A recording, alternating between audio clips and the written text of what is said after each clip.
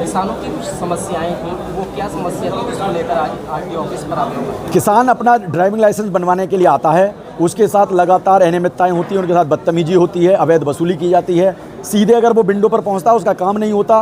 कुछ एजेंट बैठे हुए हैं जो कि परिसर के बाहर रहते हैं, कुछ परिसर में रहते हैं। अगर आप उनके थ्रू जाएंगे तभी आपका ड्राइविंग लाइसेंस बन पाएगा। इसी के संबंध में हमने 27 तारीख को ज्ञापन दिया था। उस ज्ञापन के लिए आज धरने की डेट थी, लेकिन आरटीओ विभाग की तरफ से एक प्रस्ताव आया कि पहले आप एक बार वार्ता कर लो, वार्ता से अगर आप हल नहीं निकलता है तब आप आंदोलन करना। हमारे आज वार्ता से हल निकला है, समस्या पर कार्रवाई हुई है। हमने इनको 11 दिन का समय दिया है कि जो भी आपने जांच करोगे उसको आप न्यूज़ में और हमें प्रस्तावित करोगे। एक खास समस्या थी, पार्टिकुलर किसी यहाँ के एम्प्लॉय का नाम आया? नहीं, पार्टिकुलर जो समस्या आई थी वो हमारे सामने आई थी, लेकिन हमने जो दी है वो सभी के लिए दी है, क्योंकि इस कार्य सभी रहे हैं।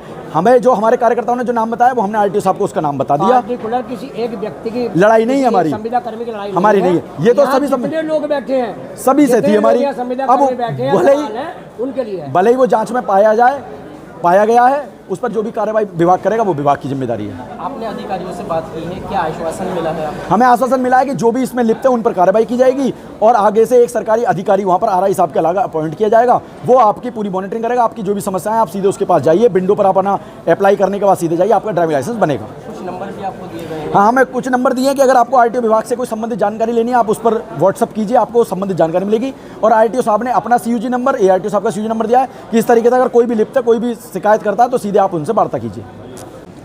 सर, अपनी कुछ मांगों के साथ आज किसान यूनियन आपके ऑफिस आई है, क्या उनकी प्रमुख मांगे थी, क्या एलिगेशन सुनाने आए?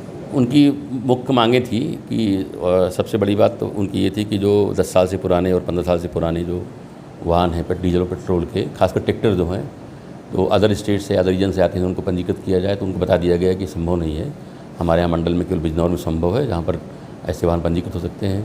दूसरी मांग उनकी ये थी कि बहुत बार जो ट्रैक्टर कमर्शियल, बहुत से जो ट्रैक्टर सीमेंट या ईंटा लादे होते हैं, लेकिन वो अपने घरेलू यूज़ के लिए लेके जाते हैं, तो उनको चालान कर दिया जाता है कमर्शियल मान करके। तो उस संदर्भ में उनको बताया गया कि जो अगर किसान अपने खुद के घर के लिए अगर ले जा रहा है बजरी या ईंटा या सीमेंट तो ठीक है, लेकिन अगर कोई कमर्शियल यूज़ करेगा तो उसके विरुद्ध हम लोग कार्रवाई करते रहेंगे।